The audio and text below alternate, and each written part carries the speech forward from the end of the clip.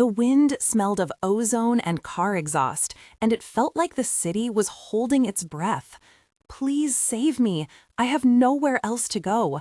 The words came out thin and urgent, a whisper pressed against the cold pavement.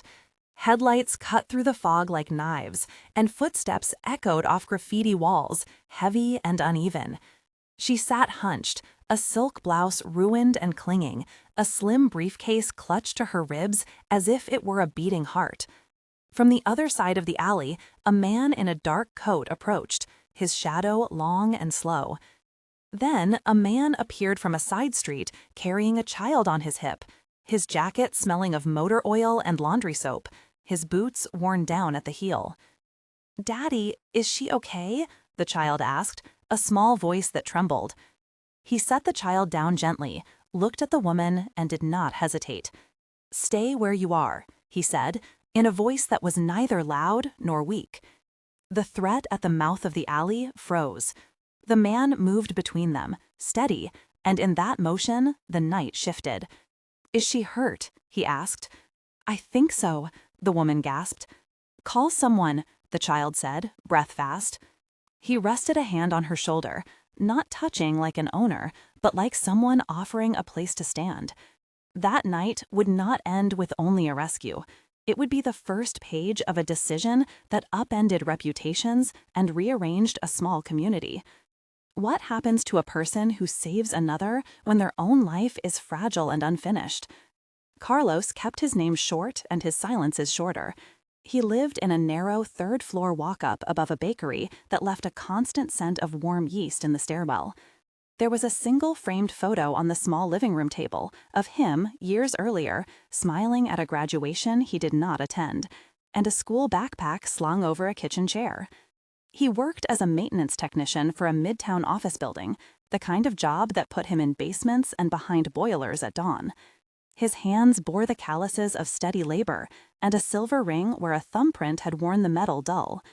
He was a single father to Mia, a quick, wide-eyed 7-year-old who dyed paper crowns with crayons and believed in second chances the same way she believed in superheroes. Neighbors like Miguel from 4B and Rosa from the stoop knew him as the man who fixed leaks and baked an extra loaf for the block party. Carlos had been inside shelters, at meetings, and had once been a volunteer with a youth program that taught kids to fix bicycles. He was not a perfect rescuer. His past had cracks and unpaid bills, a short marriage that ended in quiet arguments, and a note on the kitchen table. He had a small scar on his knuckle from a time he had tried to stop a fight at a subway stop. That scar and his steadiness would matter in a way neither he nor Mia could have predicted. When he crossed the street toward the woman, his actions were simple and practical. He checked for broken skin, he wrapped his jacket around her shoulders, and he guided her toward his building with the firm patience of someone used to making do. At home, a faded drawing of a family hung on the fridge, crayons still glued to the bottom of the frame. Mia offered a plush rabbit as if barter would solve everything, and Carlos, dry and methodical, set a kettle to boil and found a first aid kit. That small apartment held no pretense, only the habits of repair and the kind of tenderness. Taught by necessity. Elena had been taught to keep things tidy and profitable. She had been 10 when she first learned to make decisions in front of elders at a family restaurant where she cleared plates after closing. By 20, she had a scholarship and 2 internships that smelled of coffee and hurried printouts. She climbed a ladder built from spreadsheets and negotiation tables, and she learned to wear armor of silk and a smile. That armor hid bruises that were not always visible. In private, she measured risk the way the board measured quarterly returns. She had been CEO of a tech startup that turned into a network of subsidiaries and investors who called at all hours.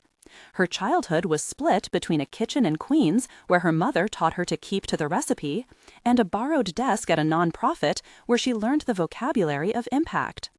She had loved power as one loves a tool, not a god, and she had a small collection of cufflinks for the days she wanted to feel like a general. But the threats she faced now were not financial in the usual sense. She had discovered something that could fracture an empire of deals, and the people who benefited from silence were not shy about intimidation. That evening, she had run from a suite where a conversation had tilted into coercion. Her ankle had twisted on a wet curb, and she had fallen, the briefcase spilling papers that carried signatures and dates. Those pages had become like torn petals of a secret. In a life that measured trust by contracts, she found herself with one human hand to hold. In the pages, she kept a ledger of choices. In the alley, she had nothing but breath and a whisper asking to be saved. Her backstory had layers of sacrifice and strategy, and it explained why she ran, why she hid, and why she would soon face a decision that was both moral and public. The first night in the apartment smelled of ginger tea and the sound of a radiator that clanked like a distant train. Inside, Mia pressed her face to the window and watched steam from a street vendor curl into the night. "I will make you pancakes," Mia announced, as if food could translate danger into normalcy. Elena laughed, a small, surprised sound that felt unfamiliar to her ears.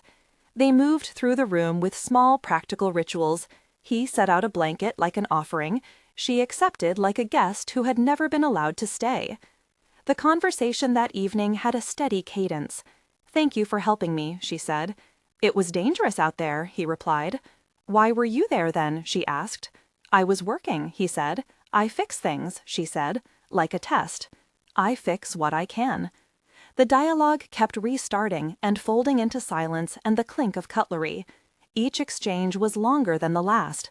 At least 6 times that night they circled back to who could call whom and whether the police should be involved. The apartment offered small sensory comforts. The light bulb in the kitchen hummed low. The kettle hissed. The taste of thick pancake batter and warm syrup acted less like a cure and more like a permission to be small for an hour. Elena slept on the couch that night with Mia's rabbit in her hands. The next morning, a knock came at the door. Miguel, the neighbor, was there with a thermos and a question about noises. Officer Ruiz of the local precinct called later to take a statement. Sarah, a reporter, phoned and left a clipped voicemail that would become relevant. Dr. Patel, a psychologist from a community clinic, was suggested by Rosa. The circle of named people tightened around them, and the first layer of shelter began to feel real. She told small truths and held larger absences. In a quiet hour's conversation on the second day, she let 2 sentences fall like stones. "I am not used to asking for help," she said. "Your world is different from mine," he replied. "How do you know?" she asked. "Because I have had nights where the heat cut out and I had to sleep on the floor so Mia would be warm," he said. He spoke of a factory shutdown and a birthday without a cake, and the odd kindnesses of strangers who left canned goods at his door. He spoke of his ex-wife, Anna, calling once to say she could not take another unpaid bill. Those were the small sacrificial truths that explained his steadiness. Elena told of boardrooms and a father who called late and pretended not to notice she was tired. She told of an assistant named Priya who had covered a meeting and a CFO named Daniel who suggested sidelining a partner. Names gathered around them like a map. Priya texted a location of a safe contact. Daniel sent an ambiguous message that read like a threat. In that exchange, the wall between their worlds seemed porous.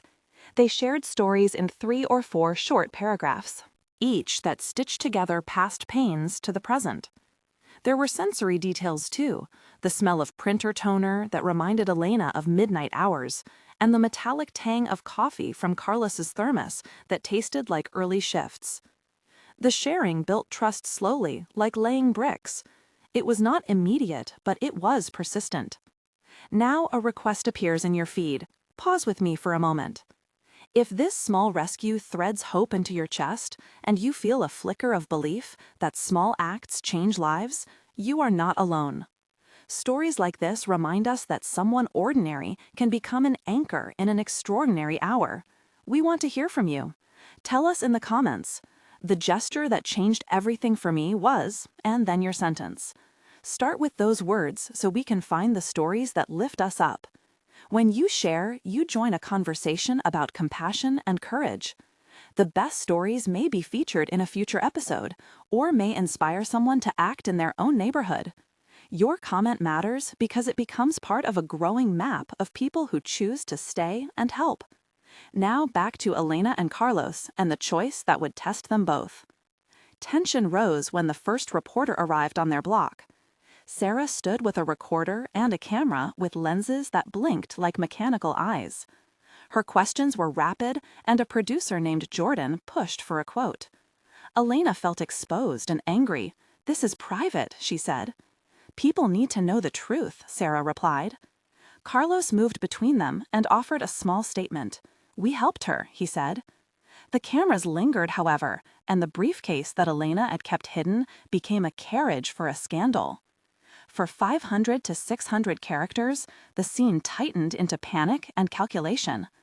Elena considered signing away anonymity for payment. A glossy offer arrived from a PR firm offering a settlement in exchange for silence and a return to business as usual. The choice landed like a physical weight on her chest. She imagined a life of money and empty applause, or a life of small, warm mornings and messy, honest days. The decision demanded a moral calculus and a public courage she had not planned to exercise. They left the city in a borrowed van, with Carlos driving and Mia humming a song. The road smelled of gasoline and late autumn, the windows slightly fogged where breath met cold glass. They stopped at a diner where an owner named Liza gave Elena a slice of pie and refused payment. There was a quick scare when a car with tinted windows appeared at a distance, but turned away when Miguel called the police preemptively, and Officer Ruiz arrived to ask questions and stay a while. The journey felt like a seam being sewn between two lives. Arriving in a small town felt like stepping into a different light. Carlos's mother, Rosa, lived in a faded house with climbing ivy and a porch that creaked in a manner that was older than urgency. She hugged Elena like someone who held entire winters in her arms and offered a plate that tasted of rosemary and patience. At the table, Rosa, Miguel, Liza, and a neighbor named Tom shared stories and practical advice. Dr. Patel called to set up an appointment, and a social worker named Anna from the county office offered legal referrals. The village had a rhythm that rebuilt muscles tired from city speed. Elena learned to hang clothes on a line and to understand the slow cadence of small-town mornings. There were more sensory notes: the rough grain of wooden floors, the smell of coffee brewed in a percolator, and the soft thud of a basketball as Mia practiced shots in the driveway.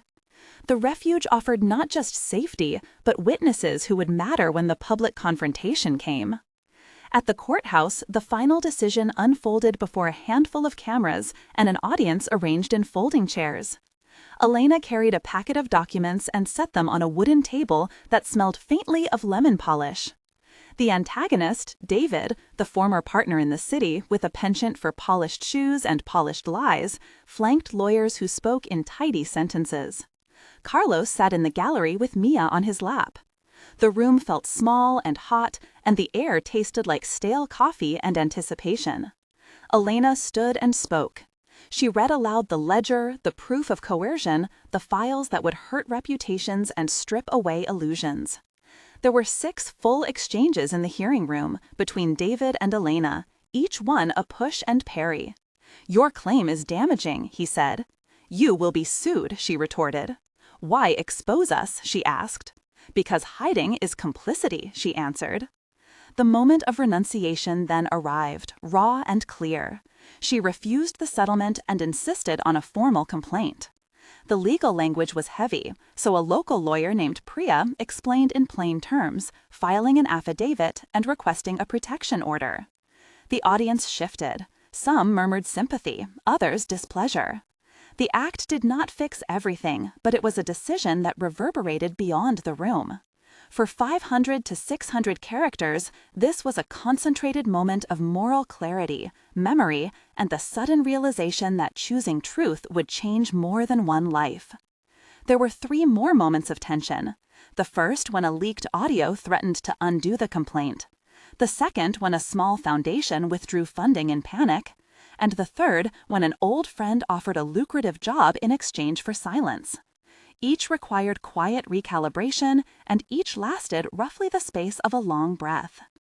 In the first crisis, Elena went back to her notes and to her memory, and insisted on transparency. The leak taught them about how fragile trust could be. In the second, Carlos convened neighbors and they rallied donors, local bakers. Liza organized a bake sale that paid for legal fees. The third test was the hardest, the offer of a comfortable chair and the old routines of power. Yet Elena refused. She said, "I will not sell my voice." And the small town heard her words as if a bell had tolled. 1 month later, Elena had settled into a small routine that included a weekly meeting with Dr. Patel and mornings where she and Mia flipped pancakes under the slow hum of a single bulb. Around the house, there were jars with labels for flour, sugar, and hope, and a community dinner had been scheduled at Rosa's porch. She had filed formal complaints, and the local paper printed a careful timeline of events.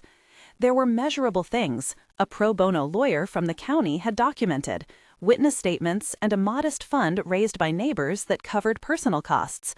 Elena had started to volunteer at a community entrepreneurship class taught by Miguel and Priya, where she used business language as a tool for teaching rather than control. 1 month meant new rhythms, a string of practical victories, and nights where sleep finally arrived without alarm. 3 months later, the ripple became visible. The leadership at Elena's former company was reshuffled, and an internal review had begun. A small nonprofit was born, convened by Rosa, Miguel, Liza, and Elena. They called it Shelterlight, and its charter included legal counseling and emergency housing for people fleeing coercion. The team included Dr. Patel as an advisory psychologist and Anna, the social worker, as a case manager. Mia had drawn a logo, and the children from the neighborhood painted it on a wall. The community fund now held enough to pay for several months of rent for families in crisis, and a local radio piece had brought in additional donors. The choice Elena made had inspired people in neighboring towns, and the story circulated among networks of advocates as an example of how one refusal to sell out had catalyzed systems change. 6 months later, the house on the corner had been renovated into a small resource center with chairs and a secondhand printer and shelves of donated books. There was a formal partnership with a legal clinic and a monthly clinic where Priya and a volunteer lawyer named Daniel provided counsel pro bono. The center had already supported 15 people with emergency relocation and 3 families with ongoing counseling. The community celebrated with a block party where Carlos grilled and Liza brought pies, and Mia cut ribbons with crayons. Elena taught a short class on navigating corporate policies with dignity, and she spoke at a panel attended by local mayors and activists. Her public renunciation of a settlement had become a case study cited by journalists and policymakers. The work was imperfect and messy, and there were nights when doubt returned, but there was also measurable progress, people finding shelter, jobs, and a slow shift in local attitudes. In the final count, the story that began with a whispered, "Please save me," became a map of how rescue, care, and courage can intersect. Elena kept a small pocket of the city life she had built, but her days were reorganized around community and healing. Carlos returned to his routine of fixing things, and he also became a coordinator at Shelterlight, balancing work with volunteer shifts. Mia learned to organize donations and to greet newcomers at the door. The phrase that best captured their change was simple: "I was seen for the first time," Elena said in a quiet interview, and the sentence carried more weight than any formal apology could give. If this story touched you, share it with someone who needs a sign that small acts matter. Subscribe to hear more narratives where ordinary people create safety and where choices become the seed of larger change. Remember that rescue can be as simple as staying, and that a home can be built from a single act of courage.